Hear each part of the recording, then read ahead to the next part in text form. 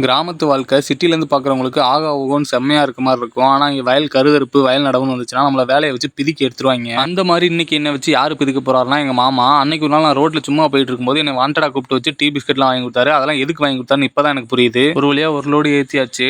கயிறு இருக்கிறது கஷ்டப்பட்டு இருந்தாங்க. நான் போய் கை வச்சனோட பார்த்தீங்களா எவ்வளோ ஈஸியாக முடிஞ்சிச்சுன்னு. அடுத்து அந்த வயலில் இருக்க கருது கட்டெல்லாம் ஏற்றணுமா, அதனால தான் இந்த வயல்லேருந்து தூக்கிட்டு போயிட்டு இருக்கோம். ஒரு கட்டு தூக்கிட்டு வந்ததுக்கே பாருங்க நாக்கு தள்ளி மூச்சு வாங்கிச்சு. தலைவர் ரொம்ப சின்சியராக ஃபோன் பார்த்துட்டு இருந்தாரு. சரி என்னதான் பார்க்குறாருன்னு போய் பார்த்தா ஜெயலலிதா மறைவின் ரகசியம் என்ன, இந்த வருடம் அரசியல் வெல்வது யார், இந்த மாதிரி வீடியோவா பார்த்துட்டு இருக்காரு. செல்லக்குட்டி மாப்பிளலாம் வேலையே பார்க்க மாட்டான். சாப்பிட்டு வீட்டில் சும்மா தான் படுத்திருப்பான். இவ்வளவு கஷ்டப்பட்டு உழைக்கிறான். இதுக்கெல்லாம் என்ன சாயந்தரம் பண்ண போறாரோ தெரியல. அப்புறம் நாங்களும் இருக்கிற 1-2 கட்டெல்லாம் உருட்டி ஒரு இடத்துல குமிச்சு வச்சுட்டு கொஞ்சம் ரெஸ்ட் எடுத்துட்டு இருந்தோம். தண்ணி தாகம் எடுத்துருச்சு. அதுக்குள்ள தண்ணி குடிக்கலாம்னு வந்து பார்த்தா மோட்டரை பூட்டி சாவி எடுத்துட்டு போயிட்டாங்க. இந்த தென்னமத்திலேயாவது ஏறி தேங்காயாவது புடுங்கலாம்னு சொன்னா என்ன முடியாதுன்னு படுத்துக்கிட்டாங்க. அடுத்த லோடு ஏற்றுறதுக்கு டிராக்டர் வந்துருச்சு. டிராக்டர்ல போயிட்டு வரது இந்த மணிக்கு ரொம்ப கஷ்டமா இருக்கான். கேம்பா வாங்கிட்டு வந்தாங்க, அதை குடிச்சிட்டு இருந்தா இவன் மணி என்ன சொல்றான்னா, எங்க காலேஜ்ல இருக்க பிள்ளைங்கலாம் பாக்குது நம்ம வீடியோவை, என்னையெல்லாம் நல்லா எடுத்து போட்டு விடியா அப்படின்றான். 2வது நடைய வெற்றிகரமா ஏற்றி முடிச்சுட்டு மாமாட்ட போய் நைஸா பேச்ச போட்டேன். என்னையா வேலையெல்லாம் முடிச்சாச்சு, சாயந்தரம் கவனிப்பு பலமா இருக்குமானா, அன்னைக்கு தான் உனக்கு டீ வாங்கி கொடுத்துட்டேன்னா அவள் தான் முடிஞ்சு போச்சுங்கிறாரு. எனக்கு உயிரே போயிடுச்சு. இது வந்து என்னோட தென்னை மரம், கேணி, மோட்டார், வயல் எல்லாரும் சுத்தி நெல் போட்டிருக்கும் போது நான் மட்டும் புல்லு போட்டிருக்கேன் பாருங்க.